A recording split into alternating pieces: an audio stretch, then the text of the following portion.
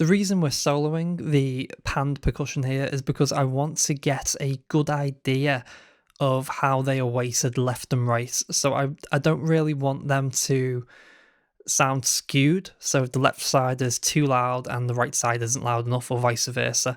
So soloing that, getting that right, and then moving those faders together is a good way of bringing them into the mix.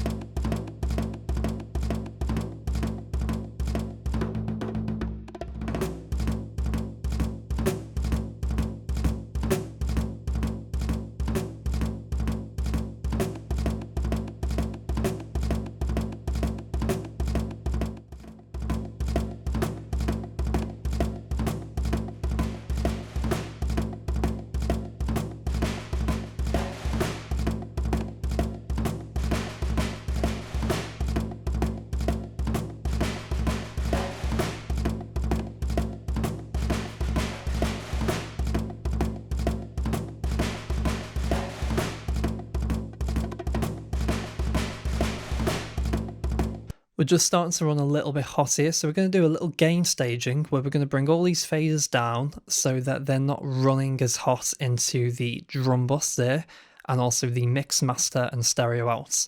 This is going to be important for later on when we start adding processors to those channels, because if you add things like, for instance, saturation, it's going to be running quite hot in saturation, and it's going to leave you in a situation where you need to add some sort of gain plugin to bring it down. It's just easier to deal with it at this level right now with the faders.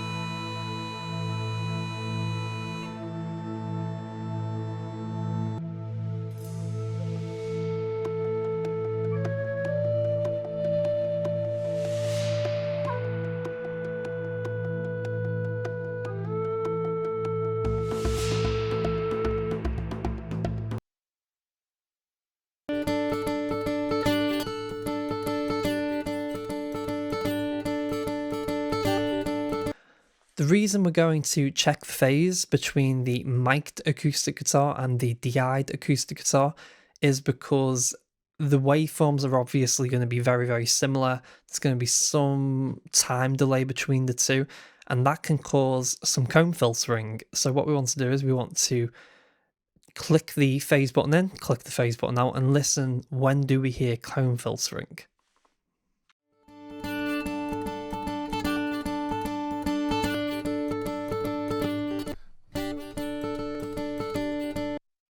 As you just heard then, with the phase flip button turned off, the acoustic guitar tracks sound much better. It's always something that you should check when you've got two separate audio sources of the same thing that was being recorded, because you inevitably will end up with some sort of phasing issue that you may need to fix.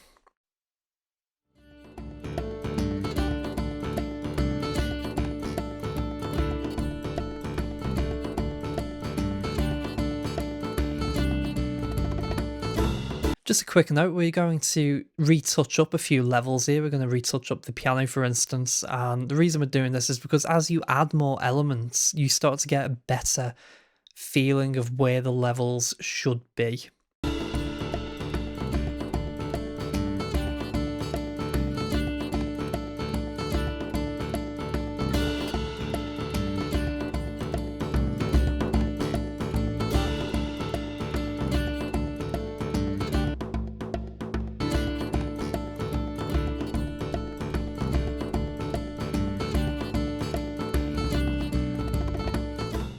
Here we are sending the acoustic guitars, the banjo, and the mandolin into a group called stringed. So essentially, all of these elements are plucked string type instruments. So because these sound similar, I've got them all going to a group track. Now, the reason we are soloing it is because I want to get the right blend of characteristics from all of these instruments. And the best way of doing that is to listen to them in isolation. Once you've got a good blend, you can then just use the main fader, the stringed fader on that group track, to incorporate it into the rest of the mix.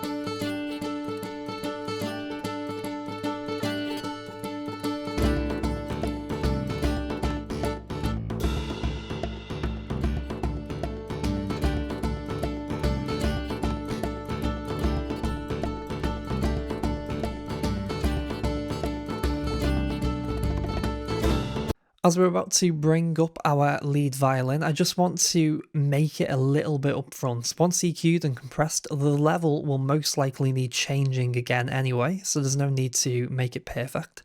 We just want to make sure that we can hear it well enough that when the time comes to add EQ and compression, we're going to be in a position where we can make good judgments.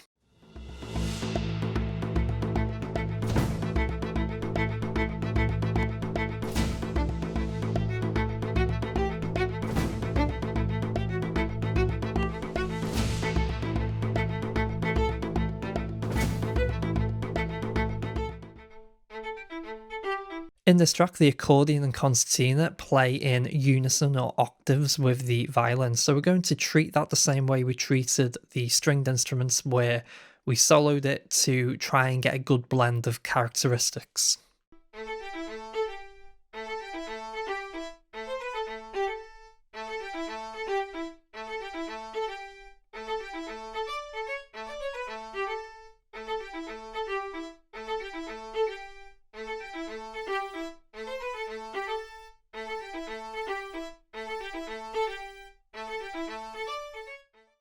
Here, I'm going to be careful with how loud we bring in the concertina and the accordion.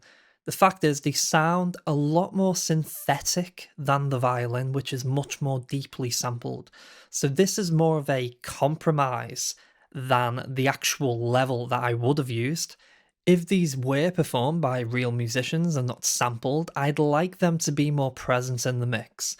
But in this case, the violin sounds so much better that we want to highlight that over the other instruments.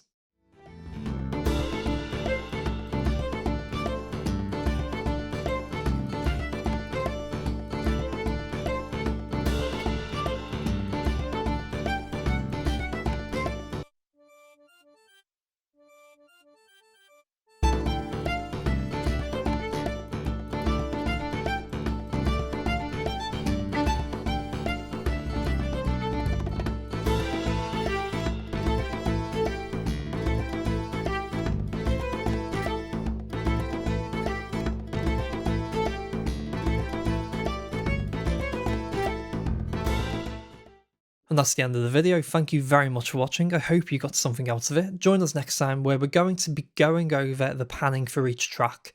I'll catch you next time.